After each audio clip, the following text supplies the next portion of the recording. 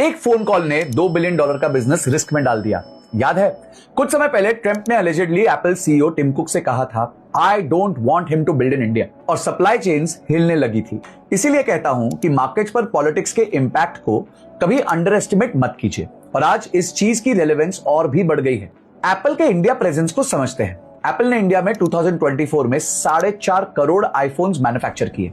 ये उनकी global production का 20% है। इनफैक्ट लेटेस्ट रिपोर्ट्स बता रही हैं कि एप्पल 2025 में 5 करोड़ से ज्यादा आईफोन्स प्रोड्यूस करने वाला है, जो पिछले साल से काफी ज्यादा है।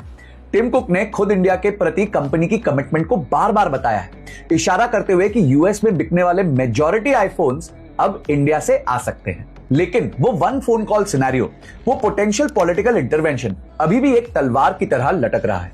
पॉलिटिकल रिस्क थ्योरी में एक इंपॉर्टेंट कॉन्सेप्ट है, कास्केडिंग इफेक्ट। ये सिर्फ फोन मैन्युफैक्चरिंग नहीं है, ये एक पूरा इकोसिस्टम डेवलपमेंट है।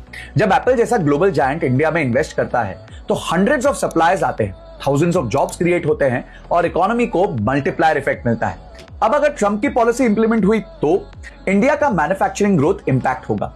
वो कंपनीज जो चाइना से निकलकर इंडिया आ रहे थे वो रुक जाएंगे।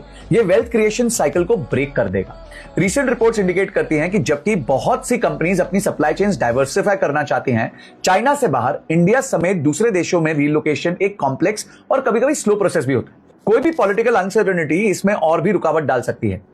यहां हमारे लिए सबसे इंपॉर्टेंट बिजनेस लेसन यह है कि प्रॉपर स्ट्रैटेजी के बिना पॉलिटिकल रिस्क मैनेजमेंट बिजनेस के लिए एक बड़ा ब्लंडर बन सकता है, स्पेशली आज के वॉलेटाइल जियोपॉलिटिकल लैंडस्केप में। इसलिए लॉन्ग टर्म में हम इंडियंस को ग्लोबल डिपेंडेंसीज कम करनी है, लोकल मार्केट्स को डेवलप करना है। आत्मनिर्भर भारत का कॉन्सेप्ट अपने चैलेंजेस के बावजूद इस कॉन्टेक्स्ट में और भी जरूरी हो जाता है।